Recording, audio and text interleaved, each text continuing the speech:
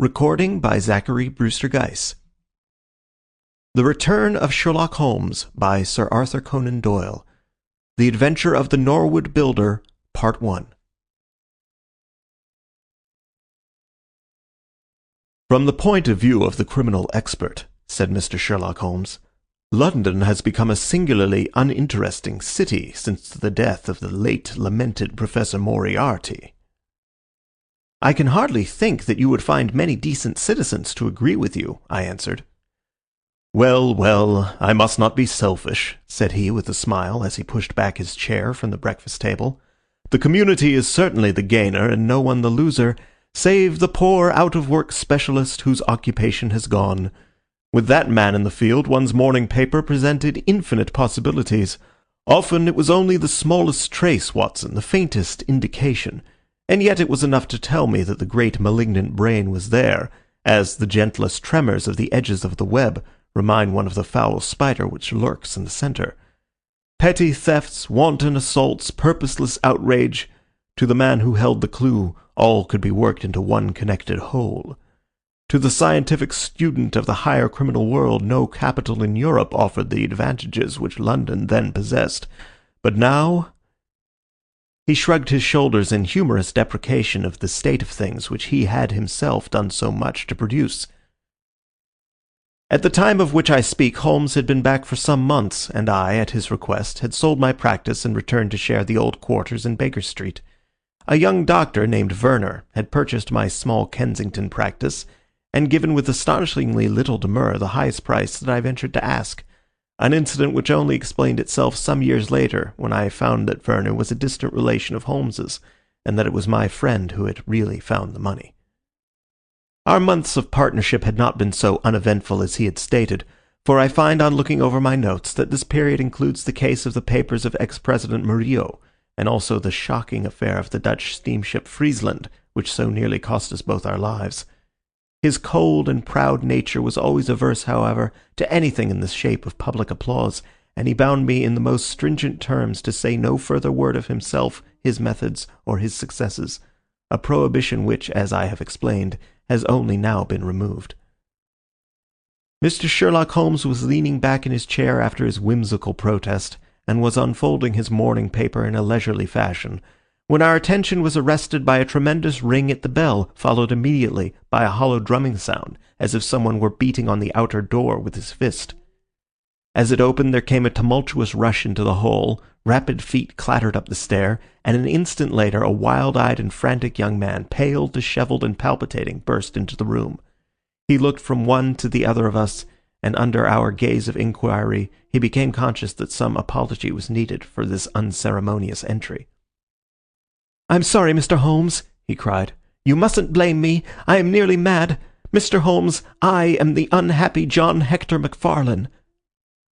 He made the announcement as if the name alone would explain both his visit and its manner, but I could see by my companion's unresponsive face that it meant no more to him than to me. "Have a cigarette, Mr. McFarlane," said he, pushing his case across. "I am sure that with your symptoms my friend Dr. Watson here would prescribe a sedative. The weather has been so very warm these last few days. Now, if you feel a little more composed, I should be glad if you would sit down in that chair and tell us very slowly and quietly who you are and what it is that you want. You mentioned your name as if I should recognize it, but I assure you that beyond the obvious facts that you are a bachelor, a solicitor, a Freemason, and an asthmatic, I know nothing whatever about you." Familiar as I was with my friend's methods, it was not difficult for me to follow his deductions, and to observe the untidiness of attire, the sheaf of legal papers, the watch-charm, and the breathing which had prompted them.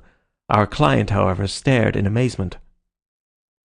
"Yes, I am all that, Mr. Holmes, and in addition I am the most unfortunate man at this moment in London. For heaven's sake, don't abandon me, Mr. Holmes. If they come to arrest me before I have finished my story, make them give me time so that I may tell you the whole truth. I could go to jail happy if I knew that you were working for me outside."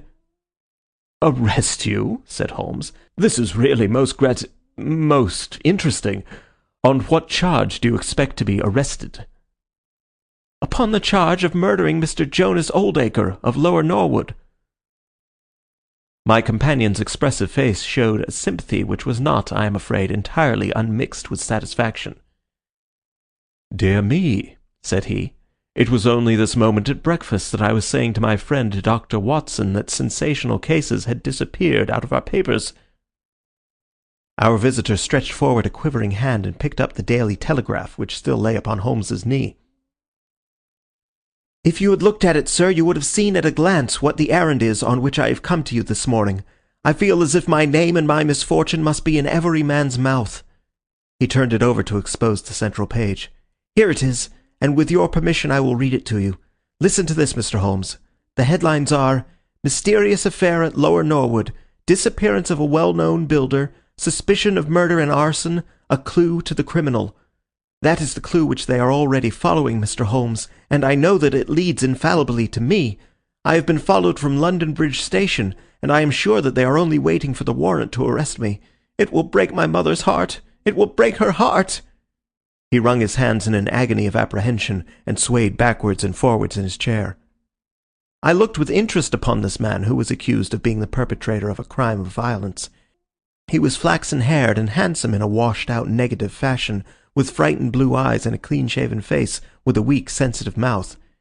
His age may have been about 27, his dress and bearing that of a gentleman. From the pocket of his light summer overcoat protruded the bundle of endorsed papers which proclaimed his profession. "We must use what time we have," said Holmes. "Watson, would you have the kindness to take the paper and to read to me the paragraph in question?" Underneath the vigorous headlines which our client had quoted, I read the following suggestive narrative. "Late last night, or early this morning, an incident occurred at Lower Norwood which points, it is feared, to a serious crime. Mr. Jonas Oldacre is a well-known resident of that suburb, where he has carried on his business as a builder for many years. Mr. Oldacre is a bachelor, 52 years of age, and lives in Deep Dean House, at the Sydenham end of the road of that name. He has had the reputation of being a man of eccentric habits, secretive and retiring. For some years he has practically withdrawn from the business, in which he is said to have amassed considerable wealth. A small timber yard still exists, however, at the back of the house, and last night, about 12 o'clock, an alarm was given that one of the stacks was on fire. The engines were soon upon the spot, but the dry wood burned with great fury, and it was impossible to arrest the conflagration until the stack had been entirely consumed. Up to this point, the incident bore the appearance of an ordinary accident, but fresh indications seemed to point to serious crime. Surprise was expressed at the absence of the master of the establishment from the scene of the fire, and an inquiry followed, which showed that he had disappeared from the house. An examination of his room revealed that the bed had not been slept in, that a safe which stood in it was open, that a number of important papers were scattered about the room, and finally that there were signs of a murderous struggle, slight traces of blood being found within the room, and an oaken walking-stick, which also showed stains of blood upon the handle.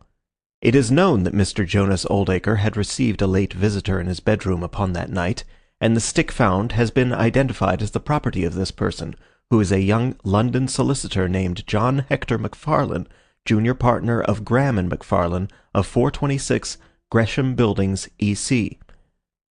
The police believe that they have evidence in their possession which supplies a very convincing motive for the crime, and altogether it cannot be doubted that sensational developments will follow. Later. It is rumored as we go to press that Mr. John Hector McFarlane has actually been arrested on the charge of the murder of Mr. Jonas Oldacre. It is at least certain that a warrant has been issued. There have been further and sinister developments in the investigation at Norwood. Besides the signs of a struggle in the room of the unfortunate builder, it is now known that the French windows of his bedroom, which is on the ground floor, were found to be open, that there were marks as if some bulky object had been dragged across to the woodpile, and finally it is asserted that charred remains have been found among the charcoal ashes of the fire. The police theory is that a most sensational crime has been committed, that the victim was clubbed to death in his own bedroom, his papers rifled, and his dead body dragged across to the woodstack, which was then ignited so as to hide all traces of the crime. The conduct of the criminal investigation has been left in the experienced hands of Inspector Lestrade of Scotland Yard, who is following up the clues with his accustomed energy and sagacity. Sherlock Holmes listened with closed eyes and fingertips together to this remarkable account. "The case has certainly some points of interest," said he in his languid fashion. "May I ask in the first place, Mr. McFarlane, how it is that you are still at liberty, since there appears to be enough evidence to justify your arrest?" "I live at Torrington Lodge, Blackheath, with my parents, Mr. Holmes. But last night, having to do business very late with Mr. Jonas Oldacre, I stayed at an hotel in Norwood, and came to my business from there. I knew nothing of this affair until I was in the train, when I read what you have just heard. I at once saw the horrible danger of my position, and I hurried to put the case into your hands. I have no doubt that I should have been arrested either at my city office or at my home. A man followed me from London Bridge Station, and I have no doubt— Great heaven, what is that?" It was a clang of the bell, followed instantly by heavy steps upon the stair. A moment later our old friend Lestrade appeared in the doorway. Over his shoulder I caught a glimpse of one or two uniformed policemen outside. "Mr. John Hector McFarlane," said Lestrade. Our unfortunate client rose with a ghastly face. "I arrest you for the wilful murder of Mr. Jonas Oldacre of Lower Norwood." McFarlane turned to us with a gesture of despair, and sank into his chair once more like one who is crushed. "One moment, Lestrade," said Holmes.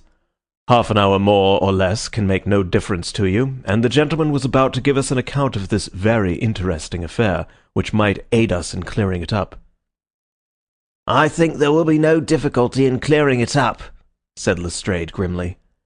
"Nonetheless, with your permission, I should be much interested to hear his account."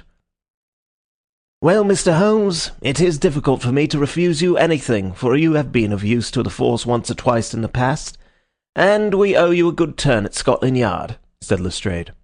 "At the same time, I must remain with my prisoner, and I am bound to warn him that anything he may say will appear in evidence against him."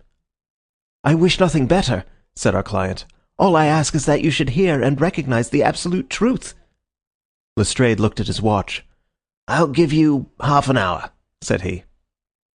"I must explain first," said McFarlane, "that I knew nothing of Mr. Jonas Oldacre. His name was familiar to me, for many years ago my parents were acquainted with him, but they drifted apart. I was very much surprised, therefore, when yesterday, about 3 o'clock in the afternoon, he walked into my office in the city. But I was still more astonished when he told me the object of his visit. He had in his hand several sheets of a notebook covered with scribbled writing.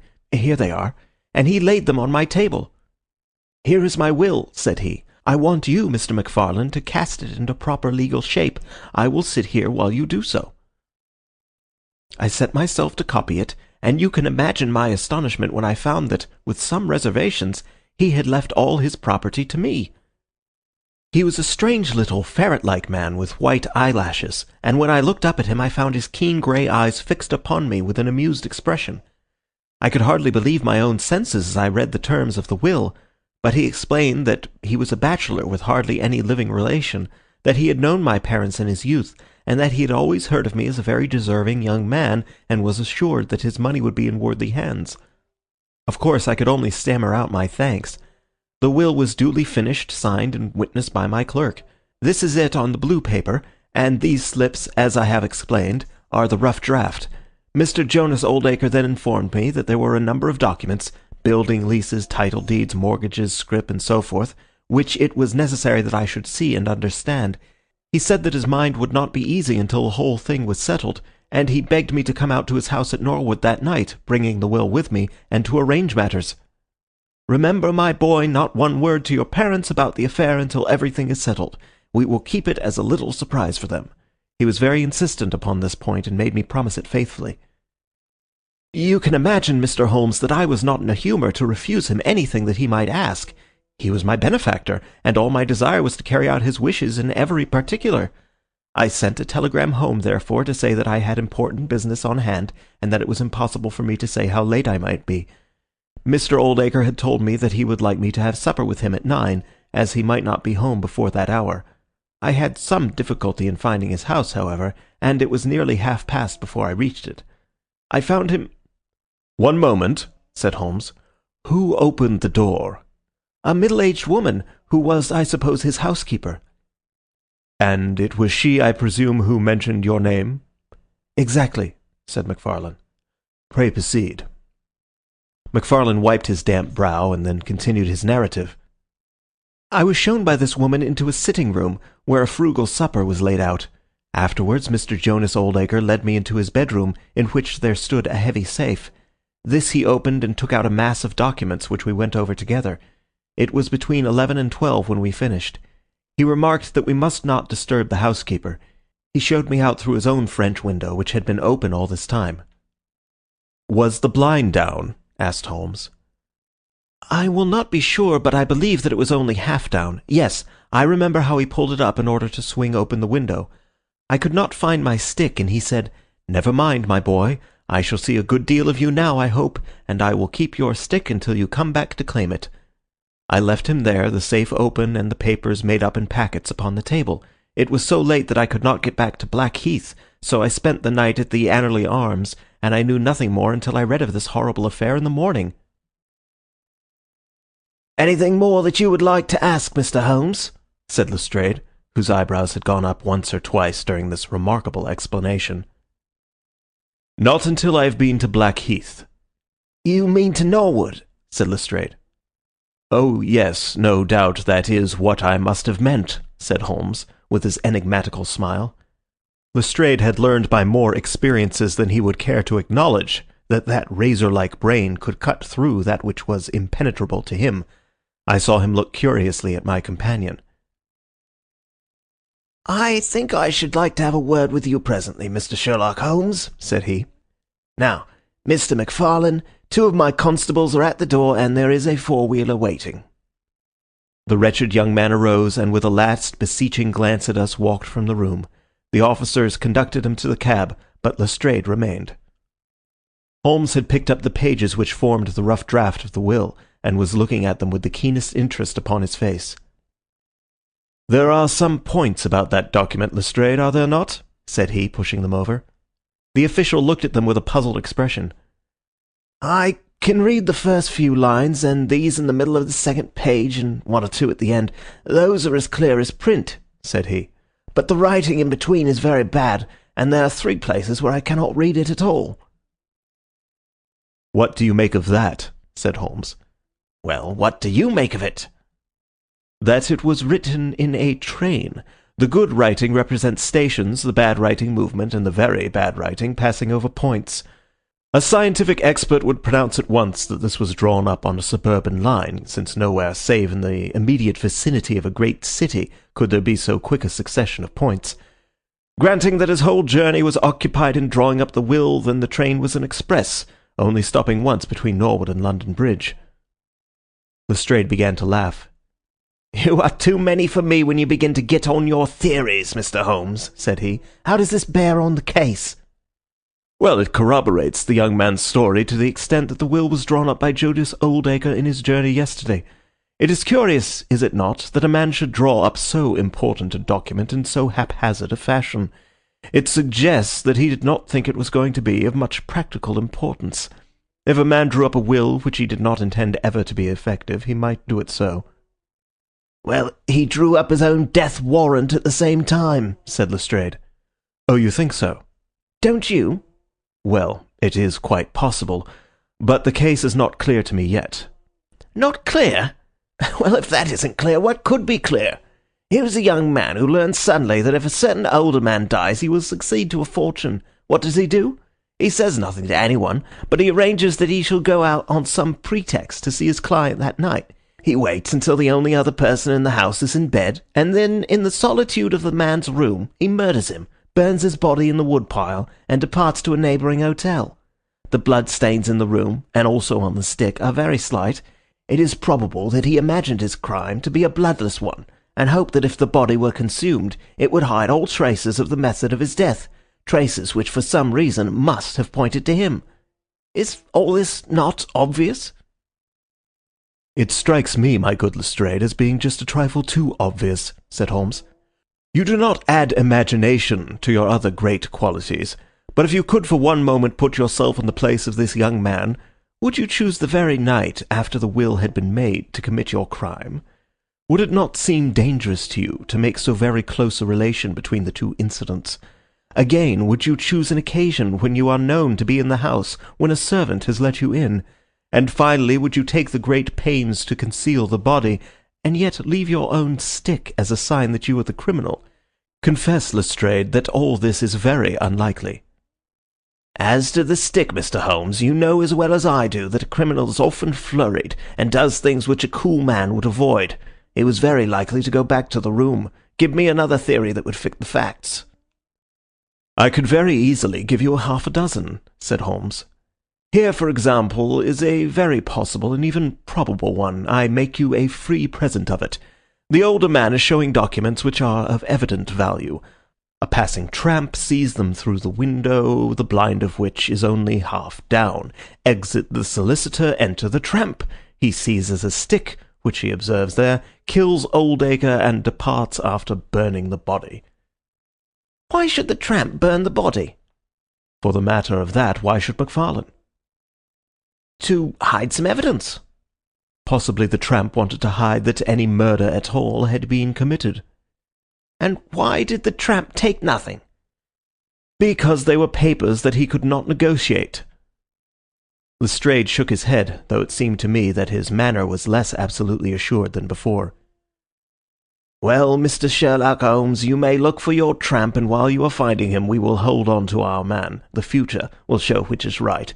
Just notice this point, Mr. Holmes, that so far as we know, none of the papers were removed, and that the prisoner is the one man in the world who had no reason for removing them, since he was heir at law, and would come into them at any case." My friend seemed struck by this remark. "I don't mean to deny that the evidence is in some ways very strongly in favour of your theory," said he. "I only wish to point out that there are other theories possible. As you say, the future will decide. Good morning. I dare say that in the course of the day I shall drop in at Norwood and see how you are getting on." When the detective departed, my friend rose and made his preparations for the day's work with the alert air of a man who has a congenial task before him. "My first movement, Watson," said he, as he bustled into his frock coat, "must, as I said, be in the direction of Blackheath." "And why not Norwood?" "Because we have in this case one singular incident coming close to the heels of another singular incident. The police are making the mistake of concentrating their attention upon the second, because it happens to be the one which is actually criminal. But it is evident to me that the logical way to approach the case is to begin by trying to throw some light upon the first incident, the curious will so suddenly made, and to so unexpected an heir. It may do something to simplify what followed. No, my dear fellow, I don't think you can help me. There is no prospect of danger, or I should not dream of stirring out without you. I trust that when I see you in the evening, I will be able to report that I have been able to do something for this unfortunate youngster who has thrown himself upon my protection." Recording by Zachary Brewster Geiss. The Return of Sherlock Holmes by Sir Arthur Conan Doyle. The Adventure of the Norwood Builder, Part 2. It was late when my friend returned, and I could see by a glance at his haggard and anxious face that the high hopes with which he had started had not been fulfilled. For an hour he droned away upon his violin, endeavouring to soothe his own ruffled spirits. At last he flung down the instrument and plunged into a detailed account of his misadventures. "It's all going wrong, Watson, all as wrong as it can go. I kept a bold face before Lestrade, but upon my soul I believe that for once the fellow is on the right track, and we are on the wrong. All my instincts are one way, and all the facts are the other, and I much fear that British juries have not yet attained that pitch of intelligence when they will give the preference to my theories over Lestrade's facts." "Did you go to Blackheath?" "Yes, Watson, I went there, and I found very quickly that the late lamented Oldacre was a pretty considerable blackguard. The father was away in search of his son, the mother was at home, a little fluffy blue-eyed person in a tremor of fear and indignation. Of course she would not admit even the possibility of his guilt, but she would not express either surprise or regret over the fate of Oldacre. On the contrary, she spoke of him with such bitterness that she was unconsciously considerably strengthening the case of the police, for, of course, if her son had heard her speak of the man in this fashion, it would predispose him towards hatred and violence.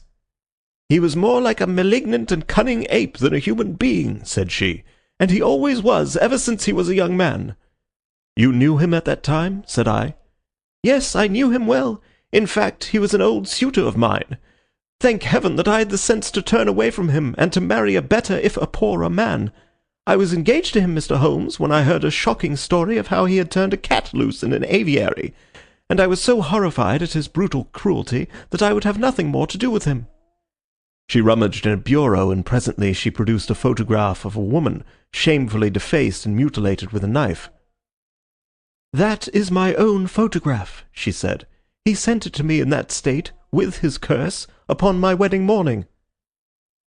"Well," said I, "at least he has forgiven you now, since he has left all his property to your son." "Neither my son nor I want anything from Jonas Oldacre, dead or alive," she cried, with a proper spirit. "There is a God in heaven, Mr. Holmes, and that same God who has punished that wicked man will show in his own good time that my son's hands are guiltless of his blood." Well, I tried one or two leads, but could get at nothing which would help our hypothesis, and several points which would make against it. I gave up at last, and off I went to Norwood.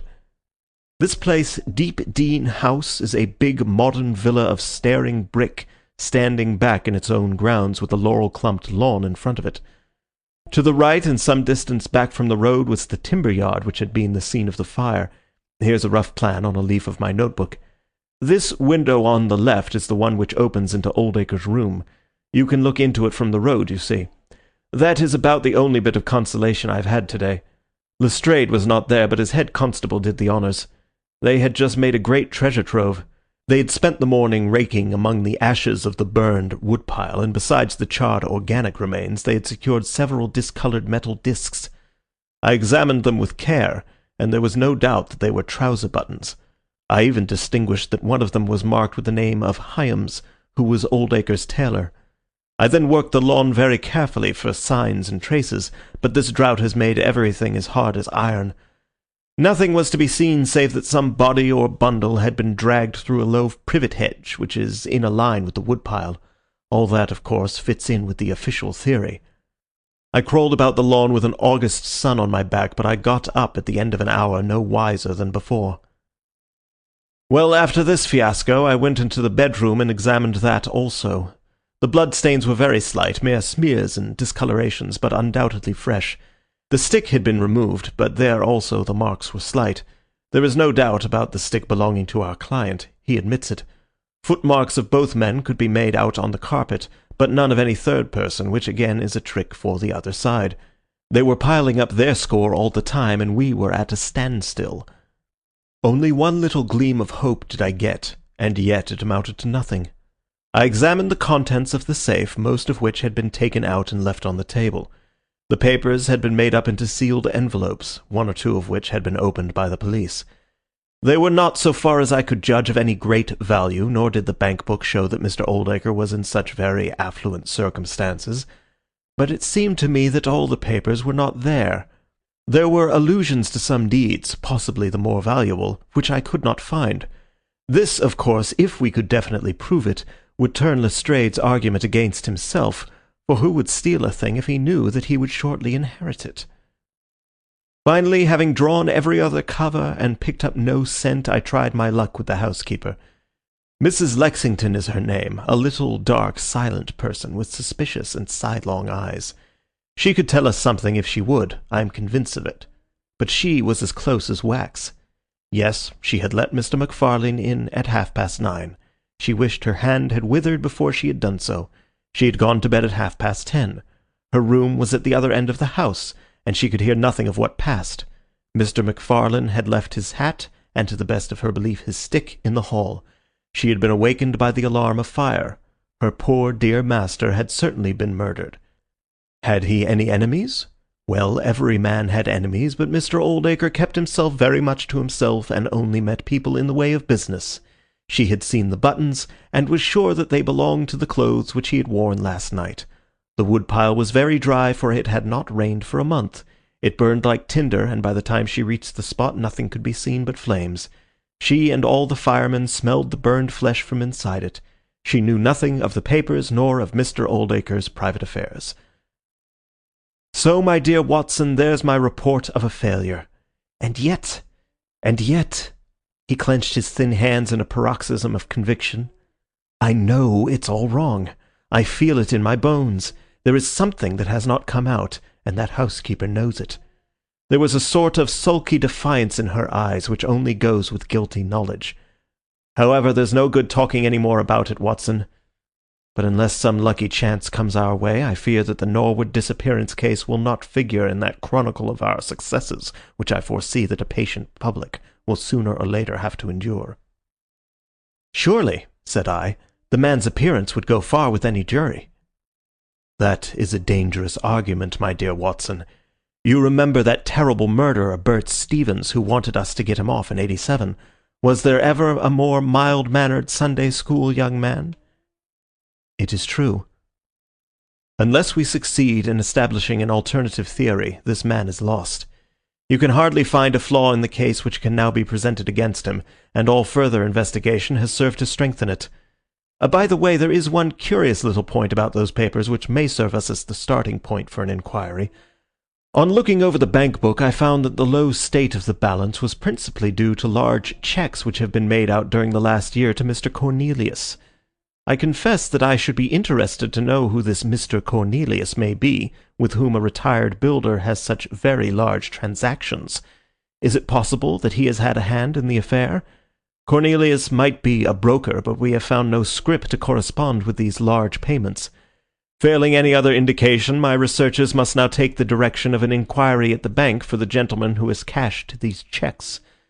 But I fear, my dear fellow, that our case will end ingloriously by Lestrade hanging our client, which will certainly be a triumph for Scotland Yard. I do not know how far Sherlock Holmes took any sleep that night, but when I came down to breakfast I found him pale and harassed, his bright eyes the brighter for the dark shadows round them. The carpet round his chair was littered with cigarette ends and with the early editions of the morning papers. An open telegram lay upon the table. "What do you think of this, Watson?" he asked, tossing it across. It was from Norwood, and ran as follows. "Important fresh evidence to hand. McFarlane's guilt definitely established. Advise you to abandon case. Lestrade." "This sounds serious," said I. "It is Lestrade's little cock-a-doodle of victory," Holmes answered with a bitter smile. "And yet it may be premature to abandon the case. After all, important fresh evidence is a two-edged thing, and may possibly cut in a very different direction to that which Lestrade imagines. Take your breakfast, Watson, and we will go out together and see what we can do. I feel as if I shall need your company and your moral support today." My friend had no breakfast himself, for it was one of his peculiarities that in his more intense moments he would permit himself no food, and I have known him presume upon his iron strength until he has fainted from pure inanition. "At present I cannot spare energy and nerve force for digestion," he would say in answer to my medical remonstrances. I was not surprised, therefore, when this morning he left his untouched meal behind him and started with me for Norwood. A crowd of morbid sightseers were still gathered round Deepdene House, which was just such a suburban villa as I had pictured. Within the gates Lestrade met us, his face flushed with victory, his manner grossly triumphant. "Well, Mr. Holmes, have you proved us to be wrong yet? Have you found your tramp?" he cried. "I have formed no conclusion whatever," my companion answered. "But we formed ours yesterday, and now it proves to be correct. So you must acknowledge that we have been a little in front of you this time, Mr. Holmes." "You certainly have the air of something unusual having occurred," said Holmes. Lestrade laughed loudly. "You don't like being beaten any more than the rest of us do," said he. "A man can't expect always to have his own way, can he, Dr. Watson? Step this way, if you please, gentlemen, and I think I can convince you once and for all that it was John McFarlane who did this crime." He led us through the passage and out into a dark hall beyond. "This is where young McFarlane must have come out to get his hat after the crime was done," said he. "Now, look at this." With dramatic suddenness, he struck a match, and by its light exposed a stain of blood upon the whitewashed wall. As he held the match nearer, I saw that it was more than a stain. It was the well-marked print of a thumb. "Look at that with your magnifying glass, Mr. Holmes." "Yes, I am doing so." "You are aware that no two thumb marks are alike?" "I have heard something of the kind." Well, then, will you please compare that print with this wax impression of young McFarlane's right thumb, taken by my orders this morning?" As he held the waxen print close to the bloodstain, it did not take a magnifying glass to see that the two were undoubtedly from the same thumb. It was evident to me that our unfortunate client was lost. "That is final," said Lestrade. "Yes, that is final," I involuntarily echoed. "It is final," said Holmes. Something in his tone caught my ear, and I turned to look at him. An extraordinary change had come over his face. It was writhing with inward merriment. His two eyes were shining like stars. It seemed to me that he was making desperate efforts to restrain a convulsive attack of laughter. Dear me," he said at last. "Well, now, who would have thought it? And how deceptive appearances may be, to be sure. Such a nice young man to look at. It is a lesson to us not to trust our own judgment, is it not, Lestrade?" "Yes, some of us are a little too much inclined to be cocksure, Mr. Holmes," said Lestrade. The man's insolence was maddening, but we could not resent it. What a providential thing that this young man should press his right thumb against the wall in taking his hat from the peg. Such a very natural action, too, if you come to think of it. Holmes was outwardly calm, but his whole body gave a wriggle of suppressed excitement as he spoke. "By the way, Lestrade, who made this remarkable discovery?" "It was the housekeeper, Mrs. Lexington, who drew the night constable's attention to it." "Where was the night constable?" "He remained on guard in the bedroom where the crime was committed, so as to see that nothing was touched." "But why didn't the police see this mark yesterday?" "Well, we had no particular reason to make a careful examination of the hall. Besides, it's not in a very prominent place, as you see." "No, no, of course not. I suppose there is no doubt that the mark was there yesterday?" Lestrade looked at Holmes as if he thought he was going out of his mind. I confess that I was myself surprised both at his hilarious manner and at his rather wild observation. "I don't know whether you think that McFarlane came out of jail in the dead of the night in order to strengthen the evidence against himself," said Lestrade. "I leave it to any expert in the world whether that is not the mark of his thumb." "It is unquestionably the mark of his thumb." "There, that's enough," said Lestrade. "I'm a practical man, Mr. Holmes, and when I have got my evidence I come to my conclusions. If you have anything to say, you will find me writing my report in the sitting-room." Holmes had recovered his equanimity, though I still seemed to detect gleams of amusement in his expression. "Dear me, this is a very sad development, Watson, is it not?" said he. "And yet there are singular points about it which hold out some hopes for our client." "I am delighted to hear it," said I heartily. "I was afraid it was all up with him." "I would hardly go so far as to say that, my dear Watson. The fact is that there is one really serious flaw in this evidence to which our friend attaches so much importance." "Indeed, Holmes, what is it?" "Only this, that I know that that mark was not there when I examined the hall yesterday. And now, Watson, let us have a little stroll round in the sunshine." With a confused brain, but with a heart into which some warmth of hope was returning, I accompanied my friend in a walk round the garden. Holmes took each face of the house in turn and examined it with great interest. He then led the way inside and went over the whole building from basement to attics. Most of the rooms were unfurnished, but nonetheless Holmes inspected them all minutely. Finally, on the top corridor, which ran outside 3 untenanted bedrooms, he again was seized with a spasm of merriment. "There are really some very unique features about this case, Watson," said he. "I think it is time now that we took our friend Lestrade into our confidence. He has had his little smile at our expense, and perhaps we may do as much by him if my reading of this problem proves to be correct. Yes, yes, I think I see how we should approach it." The Scotland Yard inspector was still writing in the parlour when Holmes interrupted him. "I understood that you were writing a report of this case," said he. "So I am." "Don't you think it may be a little premature? I can't help thinking that your evidence is not complete." Lestrade knew my friend too well to disregard his words. He laid down his pen and looked curiously at him. "What do you mean, Mr. Holmes?" "Only that there is an important witness whom you have not seen." "Can you produce him?" I think I can. Then do so. I will do my best. How many constables have you? There are 3 within call. Excellent, said Holmes. May I ask if they are all large, able-bodied men with powerful voices? I have no doubt that they are, though I fail to see what their voices have to do with it. Perhaps I can help you to see that, and 1 or 2 other things as well, said Holmes. Kindly summon your men, and I will try. 5 minutes later, 3 policemen had assembled in the hall. In the outhouse you will find a considerable quantity of straw, said Holmes. I will ask you to carry in 2 bundles of it. I think it will be of the greatest assistance in producing the witness whom I require. Thank you very much. I believe you have some matches in your pocket, Watson. Now, Mr. Lestrade, I will ask you all to accompany me to the top landing. As I have said, there was a broad corridor there, which ran outside 3 empty bedrooms. At one end of the corridor we were all marshalled by Sherlock Holmes, the constables grinning and Lestrade staring at my friend, with amazement, expectation, and derision chasing each other across his features.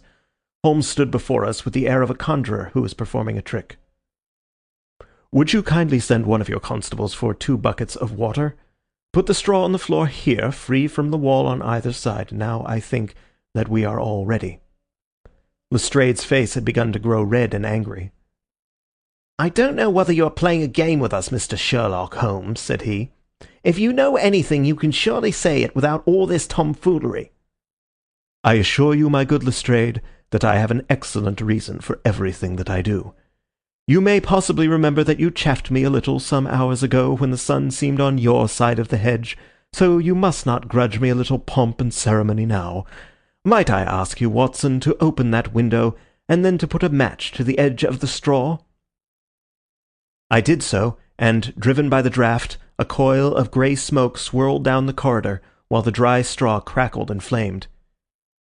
Now we must see if we can find this witness for you, Lestrade. Might I ask you all to join in the cry of fire? Now then, 1, 2, 3... Fire! We all yelled. Thank you, I will trouble you once again. Fire! Just once, gentlemen, and all together. Fire! The shout must have rung over Norwood. It had hardly died away when an amazing thing happened. A door suddenly flew open out of what appeared to be solid wall at the end of the corridor, and a little wizened man darted out of it like a rabbit out of its burrow. Capital, said Holmes calmly. Watson, a bucket of water over the straw, that will do.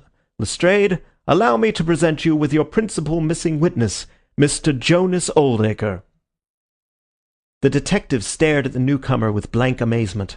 The latter was blinking in the bright light of the corridor, and peering at us and at the smouldering fire. It was an odious face, crafty, vicious, malignant, with shifty light grey eyes and white eyelashes. "What's this, then?" said Lestrade at last. "What have you been doing all this time, eh?" Oldacre gave an uneasy laugh, shrinking back from the furious red face of the angry detective. I have done no harm." "No harm? You've done your best to get an innocent man hanged. If it wasn't for this gentleman here, I am not sure that you would not have succeeded." The wretched creature began to whimper. "I am sure, sir, it was only my practical joke." "Oh, a joke, was it? You won't find the laugh on your side, I promise you. Take him down and keep him in the sitting-room until I come. Mr. Holmes," he continued when they had gone, "I could not speak before the constables, but I don't mind saying, in the presence of Dr. Watson, that this is the brightest thing that you have done yet, though it is a mystery to me how you did it. You have saved an innocent man's life, and you have prevented a very grave scandal which would have ruined my reputation in the force." Holmes smiled and clapped Lestrade upon the shoulder. "Instead of being ruined, my good sir, you will find that your reputation has been enormously enhanced. Just make a few alterations in that report which you are writing, and they will understand how hard it is to throw dust in the eyes of Inspector Lestrade." "And you don't want your name to appear?" "Not at all. The work is its own reward. Perhaps I shall get the credit also at some distant day when I permit my zealous historian to lay out his foolscap once more. Eh, Watson? Well, now, let us see where this rat has been lurking." A lath and plaster partition had been run across the passage 6 feet from the end, with a door cunningly concealed in it. It was lit within by slits under the eaves. A few articles of furniture and a supply of food and water were within, together with a number of books and papers. "There's the advantage of being a builder," said Holmes as we came out. "He was able to fix up his own little hiding-place without any confederate, save, of course, that precious housekeeper of his, whom I should lose no time in adding to your bag, Lestrade." "I'll take your advice. But how did you know of this place, Mr. Holmes?" "I made up my mind that the fellow was in hiding in the house. When I paced one corridor and found it 6 feet shorter than the corresponding one below, it was pretty clear where he was. I thought he had not the nerve to lie quiet before an alarm of fire. We could, of course, have gone in and taken him, but it amused me to make him reveal himself. Besides, I owed you a little mystification, Lestrade, for your chaff in the morning." "Well, sir, you certainly got equal with me on that. But how in the world did you know that he was in the house at all?" "The thumb mark, Lestrade. You said it was final, and so it was in a very different sense. I knew it had not been there the day before.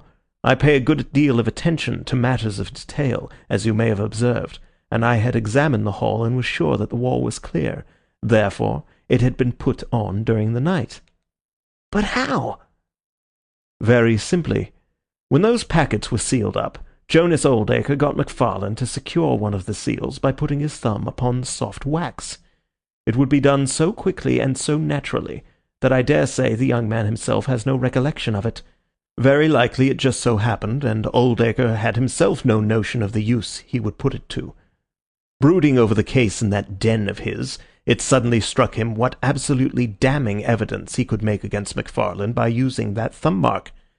It was the simplest thing in the world for him to take a wax impression from the seal, to moisten it in as much blood as he could get from a pin-prick, and to put the mark upon the wall during the night, either with his own hand or with that of his housekeeper. If you examine among those documents which he took with him into his retreat, I will lay you a wager that you find the seal with the thumb mark upon it." "Wonderful!" said Lestrade. "Wonderful! It's all clear as crystal, as you put it. But what is the object of this deep deception, Mr. Holmes?" It was amusing to me to see how the detective's overbearing manner had changed suddenly to that of a child asking questions of its teacher. "Well, I don't think that is very hard to explain. A very deep, malicious, vindictive person is the gentleman who is now awaiting us downstairs. You know that he was once refused by McFarlane's mother? You don't? I told you that you should go to Blackheath first and Norwood afterwards. Well, this injury, as he would consider it, has rankled in his wicked, scheming brain, and all his life he has longed for vengeance, but never seen his chance. During the last year or so, things have gone against him. Secret speculation, I think. And he finds himself in a bad way. He determines to swindle his creditors, and for this purpose he pays large cheques to a certain Mr. Cornelius, who is, I imagine, himself under another name. I have not traced these cheques yet, but I have no doubt that they were banked under that name at some provincial town where Oldacre from time to time led a double existence. He intended to change his name altogether, draw this money, and vanish, starting life again elsewhere." "Well, that's likely enough." "It would strike him that in disappearing he might throw all pursuit off his track, and at the same time have an ample and crushing revenge upon his old sweetheart, if he could give the impression that he had been murdered by her only child. It was a masterpiece of villainy, and he carried it out like a master. The idea of the will, which would give an obvious motive for the crime, the secret visit unknown to his own parents, the retention of the stick, the blood, and the animal remains and buttons in the woodpile, all were admirable. It was a net from which it seemed to me a few hours ago that there was no possible escape. But he had not that supreme gift of the artist, the knowledge of when to stop. He wished to improve that which was already perfect, to draw the rope tighter yet round the neck of his unfortunate victim, and so he ruined all. Let us descend, Lestrade. There are just 1 or 2 questions that I would ask him." The malignant creature was seated in his own parlour with a policeman upon each side of him. "It was a joke, my good sir, a practical joke, nothing more," he whined incessantly. "I assure you, sir, that I simply concealed myself in order to see the effect of my disappearance, and I am sure that you would not be so unjust as to imagine that I would have allowed any harm to befall poor young Mr. McFarlane." "That's for a jury to decide," said Lestrade. "Anyhow, we shall have you on a charge of conspiracy, if not for attempted murder." "And you'll probably find that your creditors will impound the banking account of Mr. Cornelius," said Holmes. The little man started and turned his malignant eyes upon my friend. "I have to thank you for a good deal," said he. "Perhaps I'll pay my debt some day." Holmes smiled indulgently. "I fancy that for some few years you will find your time very fully occupied," said he. "By the way, what was it that you put into the woodpile besides your old trousers? A dead dog, or rabbits, or what? You won't tell? Dear me, how very unkind of you. Well, well, I dare say that a couple of rabbits would account both for the blood and for the charred ashes. If you ever write an account, Watson, you can make rabbits serve your turn." End of The Adventure of the Norwood Builder, Part 2.